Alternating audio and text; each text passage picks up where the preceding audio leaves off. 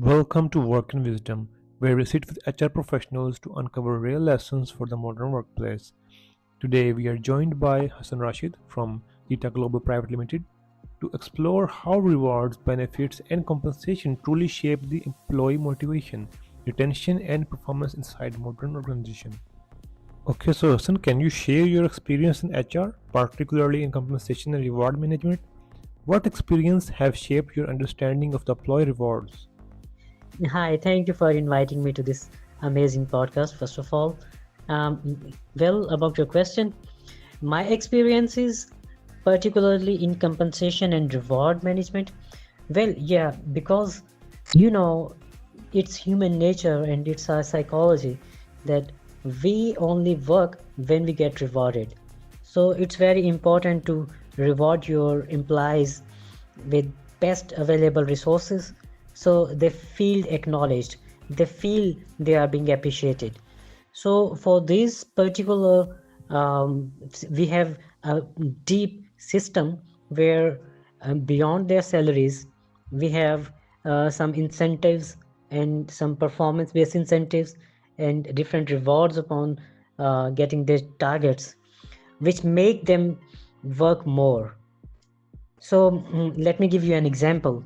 Like we started a reward program in which we made some incentives based upon their performances. So by the end of the month, we got to know that the productivity that increased around double the amount of work they were doing already. Okay, so in today's competitive job market, how would you define an effective compensation and benefit strategy, and why has it become more important than ever? Yeah, that's a good question. Because in today's competitive job market, it's difficult to find a good resource. We have dozens and dozens of resumes with our HR department, but it's really difficult to get the one perfect resource for your company. So once you have that perfect resource, it's now a challenge how to keep them engaged with your company. And because we are investing the first few months, the employee, doesn't matter how much experience he's having, still we need to train according to our work environment. So that is kind of an investment. So if we are not compensating them and we are not giving them due rewards and due compensations, the employee, they don't stuck to a company. They always try to switch from one company to another. So it's difficult to get them stuck to your company. So uh, what we do, we have a very effective compensation and benefit strategy. So we have targets and we have rewards. So that makes them feel secure in this job and feel like they are being compensated. Okay, so from your perspective, how have the employee expectations around pay and benefits have changed in the recent years? Amazing. That's a nice question. So yes, with time, things have been changed, and the generation gap, because the Gen Z and the coming Gen Alpha, they are very different from the Gen Millennium, because uh, because of the environment they have faced in these years and the rapid change of technology and things like mobile phones and smartphones and the internet everywhere. So things have changed a lot. So my perspective, the employees' expectations around salary and benefits have changed dramatically, and they are expecting a lot more than they are doing. So it's very difficult and it's very challenging to ensure them that they are being properly compensated and they are being properly paid, because they are doing less, but they are thinking of more incentives, more salaries. How do compensation and reward systems support organizational strategy and employee motivation? Yeah, this is again a very interesting question. Yes, the compensation and reward system do support the organizational strategy and implies motivation, because if the implies are feeling that they are being paid and they are being compensated with the the time they are spending here, and they are being rewarded for achieving their goals and their task. So this is very crucial, because if your employees, they are not motivated, they won't give you maximum productivity. So being the head of HR, our goal is to keep them motivated, and for this we usually arrange one-to-one sessions. We arrange some workshops and different motivational strategies. So by this we keep them motivated. Okay, so beyond salary, non-monetary benefits such as recognition, flexibility, and career growth are gaining importance. How effective are these in improving employee satisfaction? Yeah, exactly. A salary is not everything. The other benefits, they keep your employees engaged with you. Like maybe a small piece of paper, we call it a certificate. So if you are regularly arranging the engagement activities, and you are offering the certifications, your employees get emotionally attached to your company, and then it's difficult decision for them to make a decision to switch the job. Resultingly, you are getting good employees, and you are getting motivated employees, and they are doing maximum to their productivity. So, equity theory suggests that perceived fairness affects motivation. How can organizations ensure fairness and transparency in their compensation practices?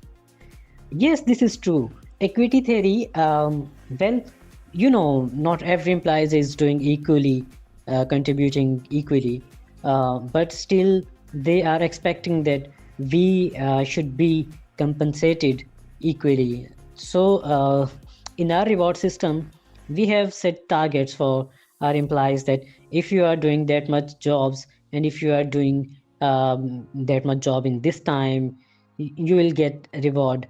And if we are getting good feedback from our clients, then because sometimes the employees, they are going to the site, and they are performing their job, but they are not doing it to the perfection to ensure that the client is satisfied.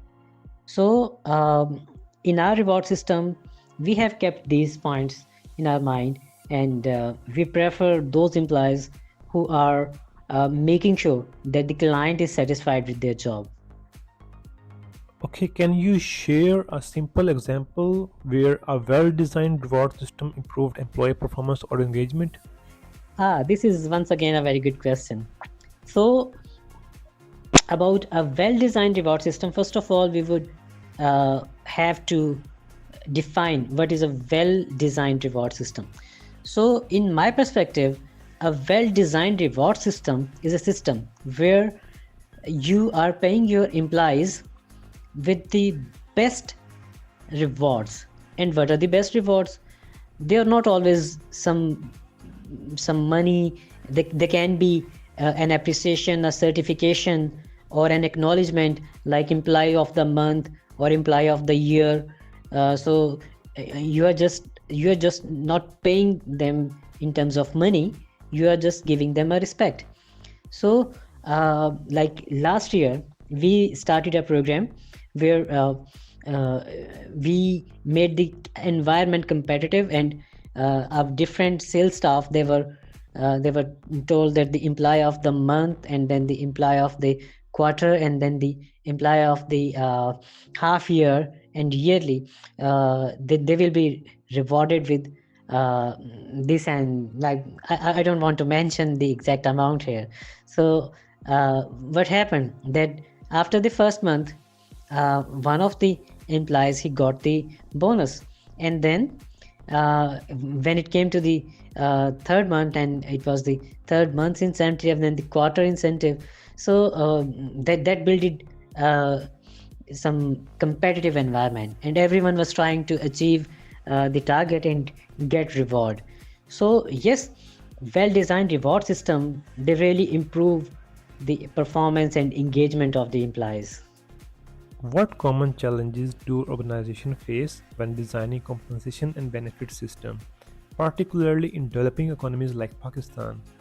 Well, we are heading to some interesting discussions. Yes, we have many challenges in like developing countries like Pakistan because our profitability it is very limited as compared to the developed countries, and still the expectations of our employees they are too high, so it's difficult to meet their expectations, but still we are doing to our best to make sure that we are competitive with our other competitors, because it's not always that you are paying more and more to your employees, it's about their satisfaction.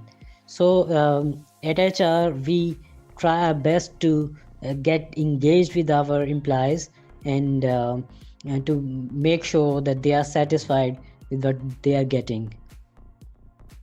Okay, so moving forward, how can HR professionals balance cost control with competitive pay and meaningful rewards?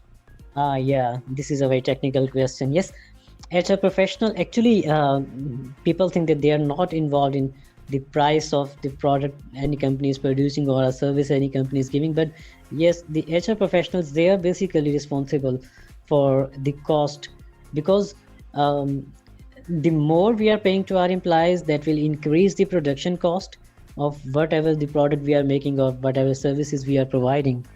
So we need to keep our salaries competitive so that the employees they are not switching all the time and going to our competitors, and the reward system and the salary they need to be very meaningful to ensure that the employees they are satisfied with what they are getting. Okay, so from your experience, what reward practices help retain high performing employees over the long term? Well, in my experience, what reward practice helped retain high performing employees over long time?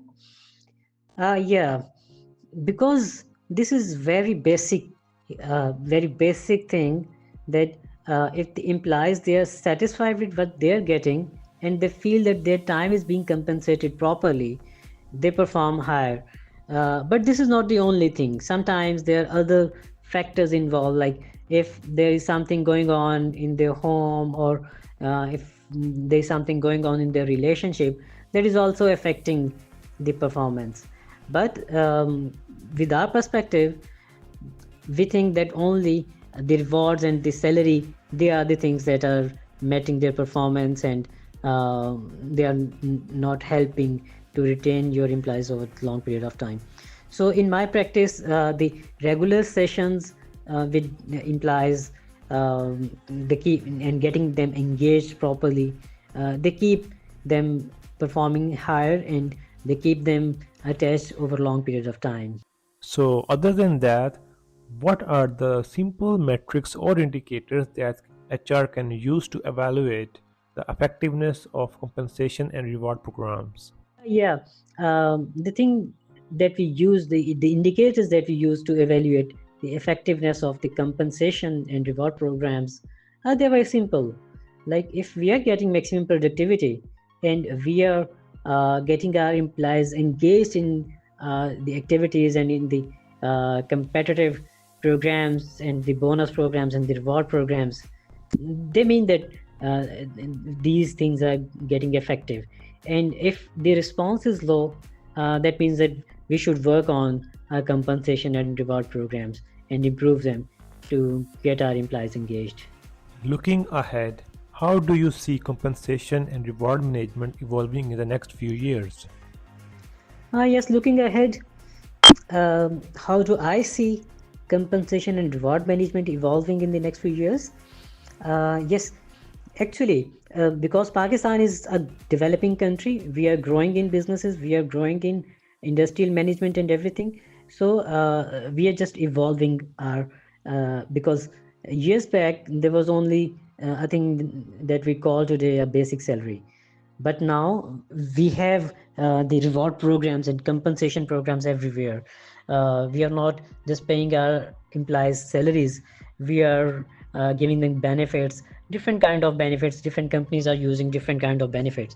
So yes, in the coming years what I see is that every company, they won't be just paying the basic salary. They will be having a full-fledged reward programs for every kind of employees, not only for the sales guys, but for every section of, because but I have seen that the reward programs, the work-based salaries, they improve the productivity. So ultimately, in the coming years, every company, they will be going for these kinds of things, and introducing the new reward programs for every division of their organization. Okay, so wrapping up, what would be the final advice would you like to give to HR professionals or organizations who want to design fair, motivating, and sustainable compensation strategies, or anything like a one low-cost improvement that anyone can make? Well, my recommendation would be, yeah, this is a tricky question, but I think that if you are offering a pick and drop service to your employees, that really improves their productivity. Thank you so much, Hassan, for joining us today and helping us understand how rewards, benefits, and compensation truly impact people and workplaces. You have been listening to Work and Wisdom. Don't forget to like, subscribe, and continue building a better workplace.